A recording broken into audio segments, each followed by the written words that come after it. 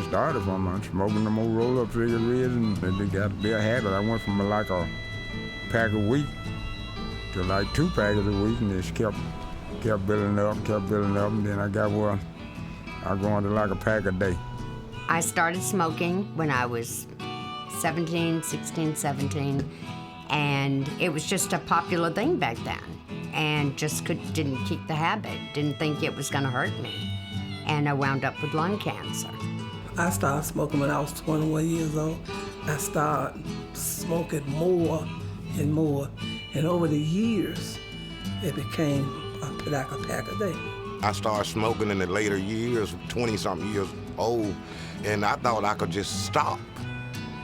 I started smoking when I was about 18, 19. It's a bad habit. I worry about lung cancer because I know smoking these cigarettes, eventually it's gonna happen. For the Mississippi Delta, cancer rates are higher than most places throughout the country, primarily as a result of lifestyle.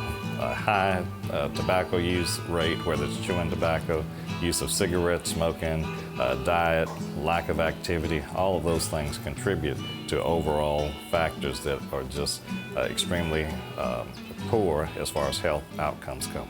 The Delta offers some wonderful opportunities in terms of agriculture, et cetera, but it's a terrible basin for chronic disease, especially malignancies. One thing that we recognize throughout the state is that the Mississippi Delta is ground zero when it comes to health disparities in the state. You know, I run a small grocery in one of the poorest areas in the United States, and cigarettes is my #1 seller. So I see people now that come in my store, you know, they would buy cigarettes other than food. 20 to 24% of the population are smokers.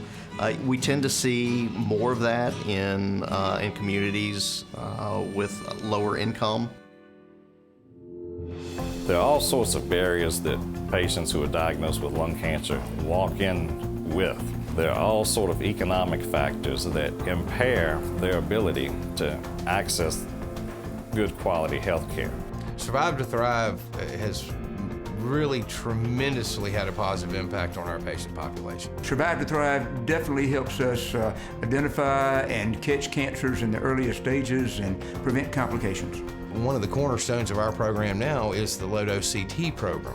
If you can get the scan now and then detect it early, you know, then it is a lot better off than wait till it just get out of control, you know. The low-dose CT program is something that we kind of set up here from the ground up, and I think it's going to be a program that's really going to be beneficial to the patients. The new technology with low-dose CT, there's very little risk of radiation problems there. The benefits much outweigh the risk. It is covered by many insurances, covered by Medicare, Medicaid, and if you have no insurance, the test is $99, which is very affordable. You know, I'm scared because I'm scared what the outcome would be. The earlier you diagnose lung cancer, the better chance that patient has to survive the lung cancer. The key is we just have to get the population in to be screened. Bristol-Meyers Squibb has provided us a way to help get anybody in the general population in to be screened as soon as possible. When patients have issues with purchasing their medications, getting food, transportation, traditional doctor's office, we can't provide that, and so there has to be some other mechanism that allows that to be available so that these patients really have a fighting chance. The nurse navigator, in my opinion, and from what I've seen, may be the most important piece of the puzzle when dealing with lung cancer. It's my job to ensure that our lung cancer patients are able to comply with their treatment. That means if they have any barriers to care, I help them overcome those barriers, such as transportation issues. I also can help align the patients with certain assistance programs if needed. They help me out a lot by checking on me and setting up appointments and making sure that everything's okay with me. Survive to Thrive is a great program. Lindsay has helped me so much. Cancer is a horrible thing. you know, and you have someone that's helping you on a daily basis. It's wonderful.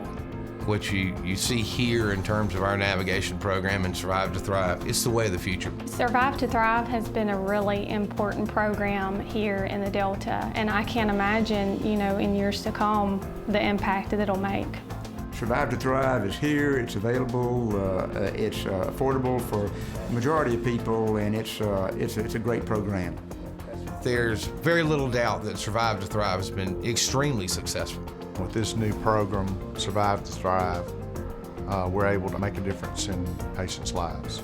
It's a fantastic program. I'm happy that I can help be a part of it. The Survive to Thrive program is a perfect example of community outreach and patient support that cannot be offered in a traditional office setting.